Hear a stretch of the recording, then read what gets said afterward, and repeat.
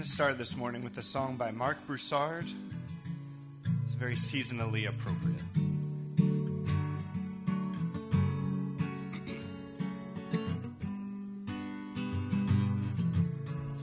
Coming from the cold, close the door from the hurt that makes you feel alone. Time for you to share that code you wrap around your life.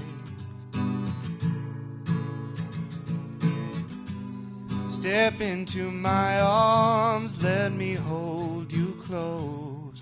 I want to so. Coming from the rain,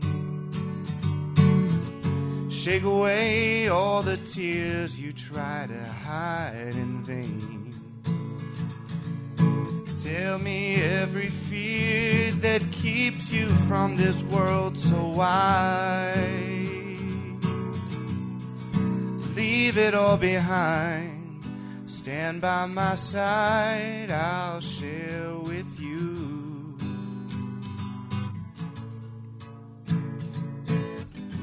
I've been hurt just like you. I know how hard it is to give your love away, but baby, it's safe and warm. All I'm really asking of you is coming from the cold. Throw off all the memories that can bring you down. Love's the only way to heal a heart the world has wronged. So baby, give up the fight. You know I'm right. All I'm really asking of you is coming from the cold. Coming from the cold. Coming from the cold.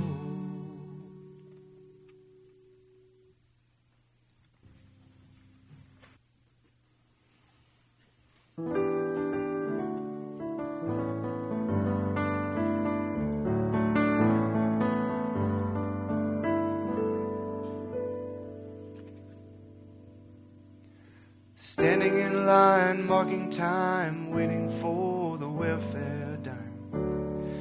They can't buy a job.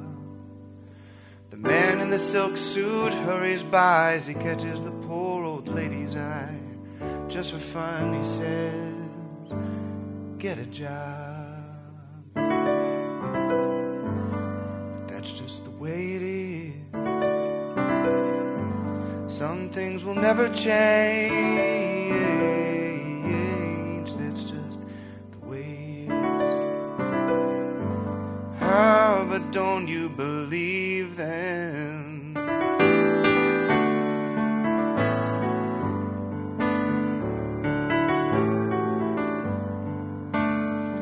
Say, hey little boy, you can go where the others go, 'cause you don't look like they do. Say, hey old man, how can you stand to think that way? Did you really think about it before you made the rules? And he said, son, that's just the way it is. Some things will never change. Oh, that's just the way it is. Well, they passed a law in 64 to give those who ain't got a little more. But it only goes so far, 'cause the law in another man's mind, when all it sees at the hiring time is a line on the color bar. That's just the way it is. Some things will never change. That's just the way it is. Oh, but don't you believe them? That's just the way it is. don't you believe them? That's just the way it is.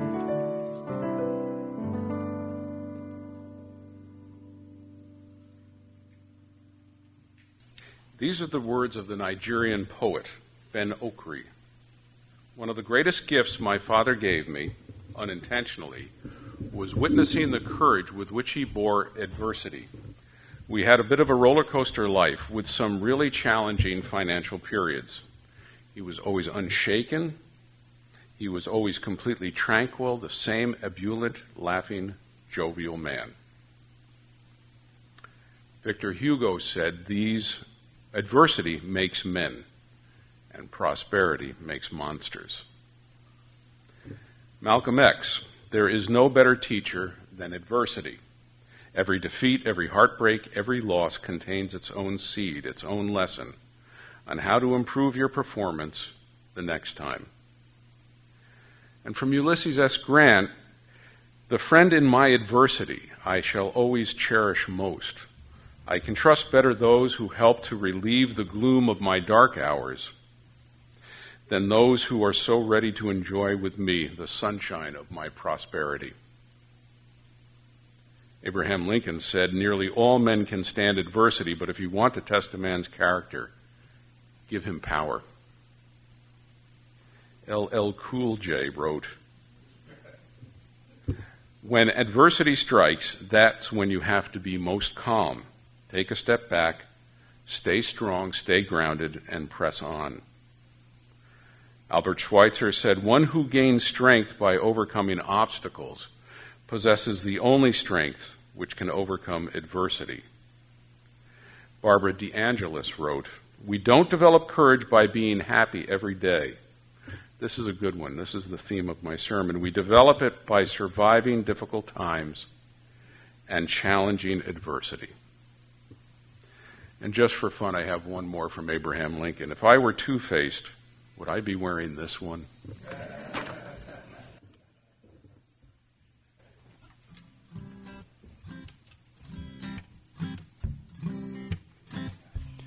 Said don't worry about a thing, 'cause every little thing is gonna be alright. Said don't worry about a thing. Da da da da da da da. Every little thing is gonna be alright. I woke up this morning, smiled with the rising sun. 3 little birds perched on my doorstep, singing sweet songs, melodies pure and true. And they were singing, this is my message to you.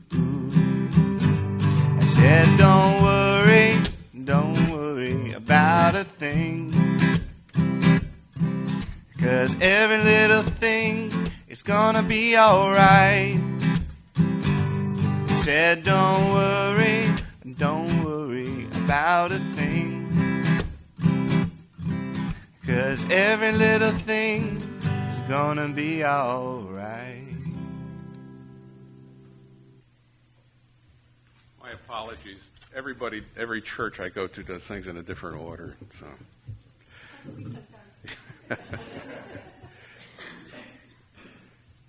Speaking of the offertory, I may have told you the story before, but many, many years ago when I was a very young man, a fellow who I went to church with in my hometown of Glen Ridge, New Jersey, became a minister. He was ordained as a congregational minister, and he'd done some work with a Southern poverty legal defense program.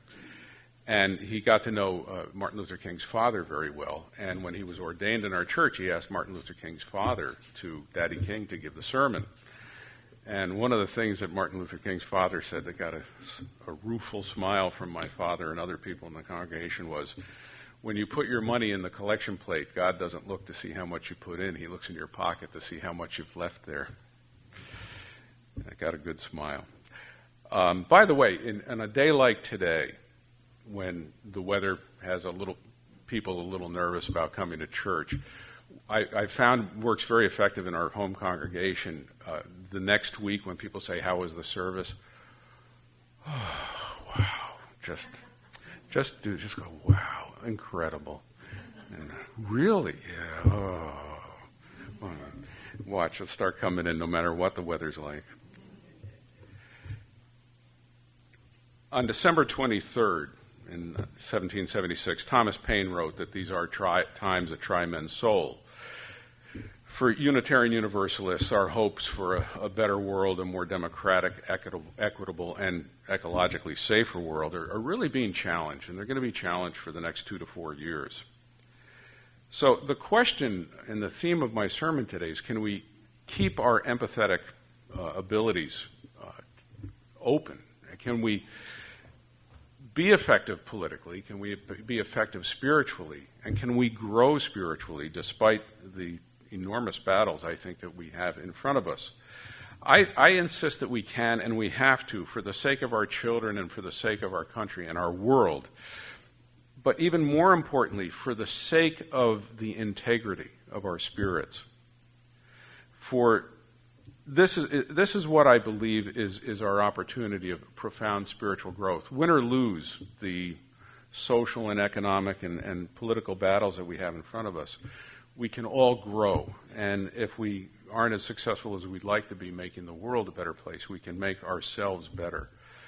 Now, spiritual growth is a dangerous phrase. It's an awkward phrase. It's easily misinterpreted and even abused by spiritual leaders. So I want to take a few minutes to explain what I mean. In many religions, spiritual growth means getting closer to God or to the divine, the sacred, the transcendent. It can also mean a higher state of serenity, a greater calmness, a greater connection with our fellow human beings, with the world, or even the universe. A lot of how you interpret the phrase spiritual growth depends on what faith you're practicing and the theology of that faith. It really does vary. But in the science of developmental psychology, spiritual growth, I think, means self-actualization, getting a greater sense of who we are and having that sense of, what's the word I want, the real sense of consistency of how we interact with ourselves and with others, to have that fully integrated and becoming a more functioning and, again, more empathetic person.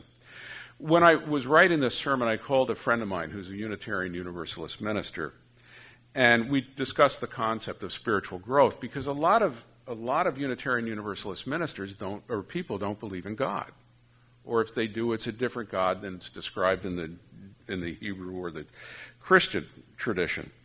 And he said that for him, spiritual growth means moving from an external sense of right and wrong to an internal sense of right and wrong, and having this sense consistently.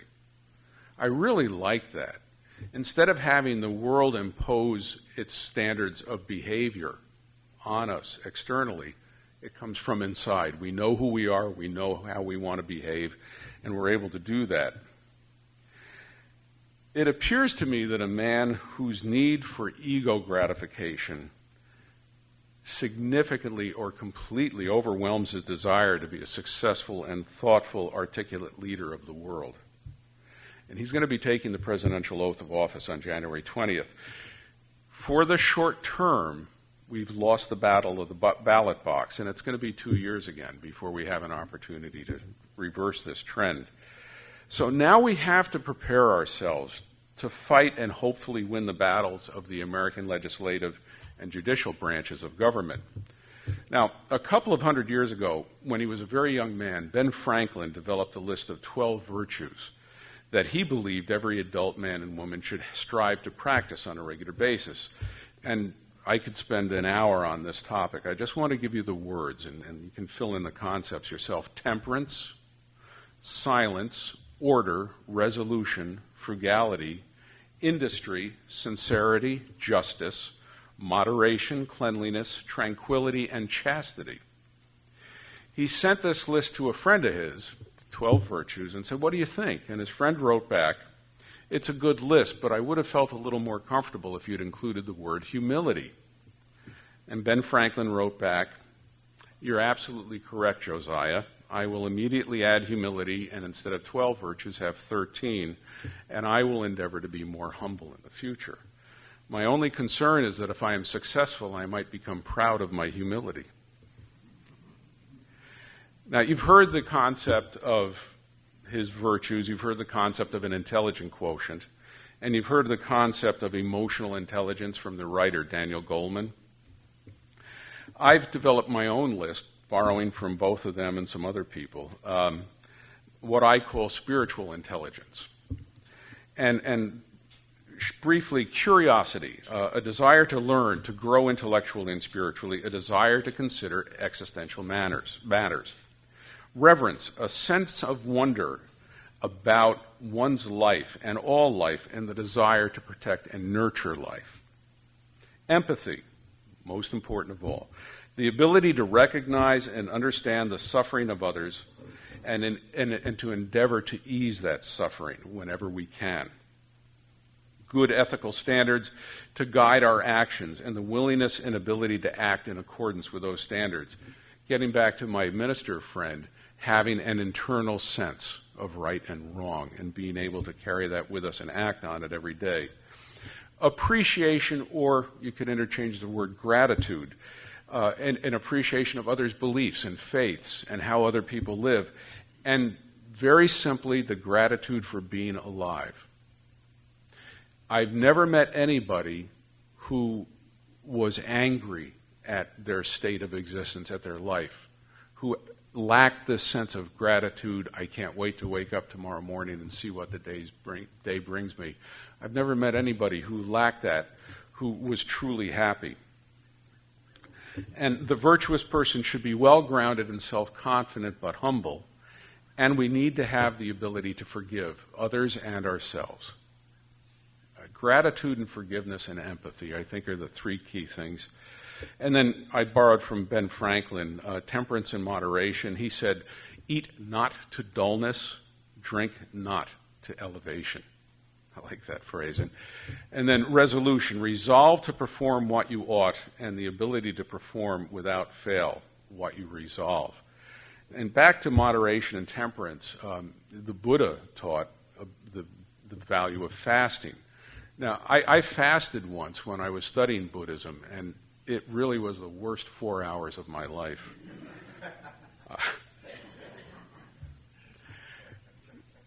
Confronted with what we have, what's taken place in our world today, what can we do? Well, the first thing I'd say is let's get inspired. Come to church, share ideas with your friends, get as excited as you can, and listen to the people who disagree with you, and listen courteously and with a smile, but get inspired. And I have a suggestion in that regard. At 9 o'clock every night on MSNBC is the Rachel Maddow Show. And if she doesn't inspire you happily, she will inspire you to anger and outrage with the excellent reporting she does. For example, you can go to her website, on the MSNBC website, and hear her show from last Friday, January 6th.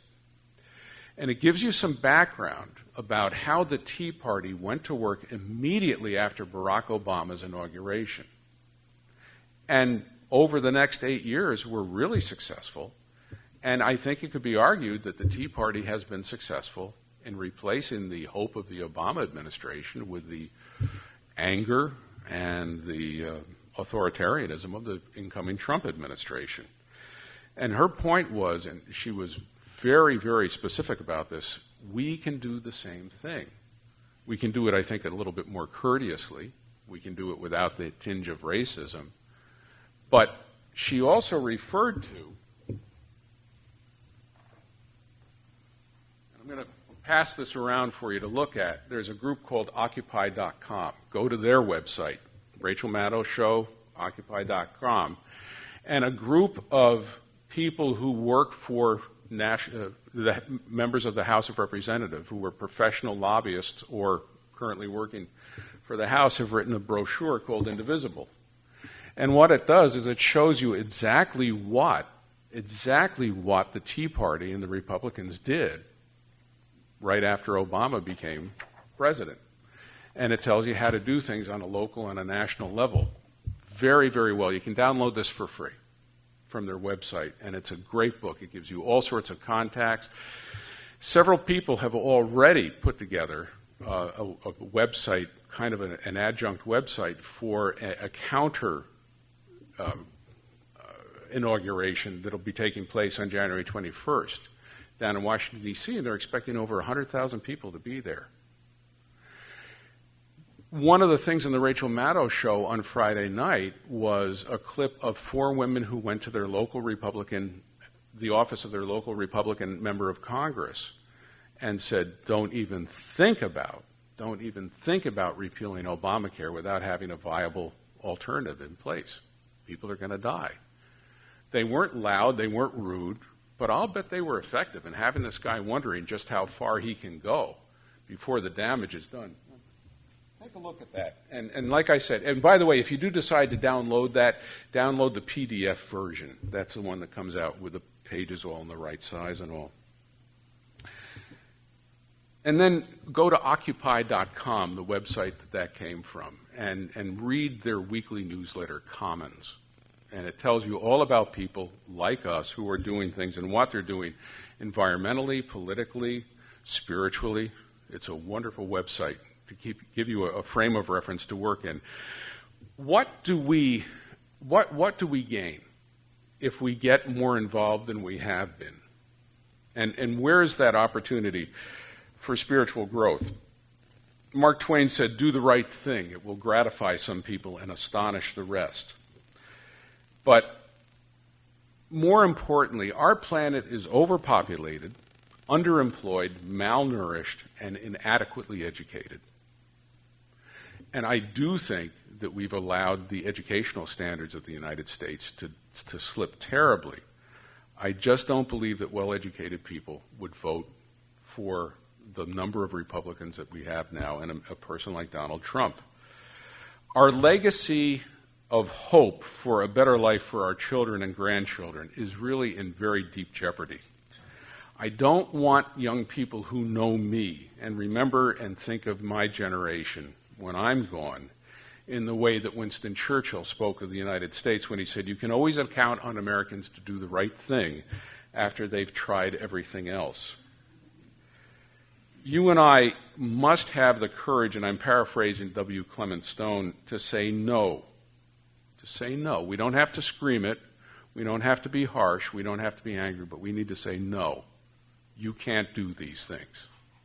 We will not allow you to. We have to face the truth, and we have to speak the truth. We have to do the right thing simply because it is right. These are the magic keys to living our lives with integrity. And a writer named Tracy Kidder, I summed up the battle we're facing now between right and wrong perfectly when she said, you do the right thing even if it makes you feel bad. The purpose of life is not to be happy, but to be worthy of happiness. It's not guaranteed in the Constitution that we will be happy, but we have the right to pursue happiness. We might fight these battles. We'll win some, we'll lose some. We're not guaranteed that they will make us happy, but it will make us worthy of happiness. And this is, I think, the most important lesson we can give to our children. The myth of Sisyphus. Sometimes you push that rock up the hill and you know it's going to roll back on you, but you do the very best you can, simply for the satisfaction that you did the best you can. In pursuing economic, political, educational, and ecological agendas that are what we would call liberal or progressive, we strengthen our friendships and we expand our humanity. We enable our opponents to behave more humanely by exhibiting humane behavior ourselves. We win not by the loudness of our voices and the power of our lungs, by the rationality of our arguments, not by physical intimidation, by raw power, but the invitation to engage in thoughtful discussion and debate, and by kindness. And this is how we prove that right, not might, makes right. Whether we win or lose the battles we're about to fight, We may find an important and redemptive sense of satisfaction in the knowledge that we gave our best in defense of integrity, truth, science, and compassion. And then we can look at our kids and say, we did our best for you. The motivational speaker from the 50s, Zig Ziglar, said it perfectly. He said, with integrity, we have nothing to fear, since we have nothing to hide. With integrity, we do the right thing, so we'll never have any guilt. The only sense of guilt I think we should have is if we don't do the best that we can. We do have the ability to change the course of history that Trump and his cohorts would pursue if we do our work and keep our eyes steadily and determinedly on a horizon of hope. History has shown there is no more potent engine for reform than the passion of voters who feel betrayed by politicians they hoped would do the right thing. Damage will be done to our country and in the world in the next few years, but we can arrest that pattern of destruction and fulfill our goal of a sustainable life of dignity and freedom for every member of the family if we do our work. It doesn't have to occupy 20 or 50 or 100 hours a week, but if we all put in a few hours a week, that's a lot of brain power going into this battle. And curiosity, reverence, empathy, ethical standards, gratitude, the ability to forgive, temperance and moderation, and resolution, all of these things will become much more of a habit for our nation in general, for the world, and we'll be setting a great example. Lincoln said, I'm not bound to win, but I'm bound to be true. I'm not bound to succeed, but I am bound to live by the light that I have. I must stand with anybody that stands right and stand with him while he is right and part with him when he is wrong. It's okay for us to say, this is wrong. You don't have to scream it. It doesn't have to be angry. But it's okay to say, this is wrong, and I'm going to do everything I can to make it stop. Dignity is contagious. Kindness is strength. Courtesy is powerful. And inclusion leads to creativity. And empathy begets greater empathy from our opponents. One of my heroes in terms of the English language is the late movie reviewer Roger Ebert. If you ever want to read somebody who's mastered the English language and can get so much into a brief essay, I absolutely consider him one of the greatest essayists of the 20th century. He said, I believe empathy is the most essential quality of a civilization. And if you think about any civilization in history, name one that has fallen. Rome, Greece, Nazi Germany. Any civilization that fell wasn't one of the characteristics that they were overcome by anger and xenophobia and rage, and their empathetic skills had been badly damaged. And Maya Angelou said, I think we all have empathy, we may not have the courage to display it. Janice and I have a garage that we go to, and the fellow who owns the garage and has taken care of our cars for years, a nice guy, Trump supporter. I blew it the other day when he said, how you doing after the election? And I just shook my head, and I don't even want to talk about it. I could have engaged him. I failed. I could have said, I hope he does well. I'm deeply concerned about his picks, his nominations for his cabinet, and I don't like the category, the direction his thinking is taking, but I hope he does well. And I might have left a door open for communication there. Stephen Covey said, when you show deep empathy towards others, their defensive energy goes down and positive energy replaces it. And that's where you can get more help and creative in solving problems. If you and I work this way, if we live this way, if we teach this way, if we lead this way, we will inspire everyone to their better selves, their better angels, as Lincoln said, and we just might save our nation and the world. Remember these words from Barack Obama. The best way to not feel hopeless is to get up and do something. Don't wait for good things to happen to you. If you go out and make some good things happen, you will fill the world with hope, and you will fill yourself with hope. And in closing, Abraham Lincoln said, my dream, and I hope our dream, is of a place and a time where America will once again be seen as the last best hope of Earth.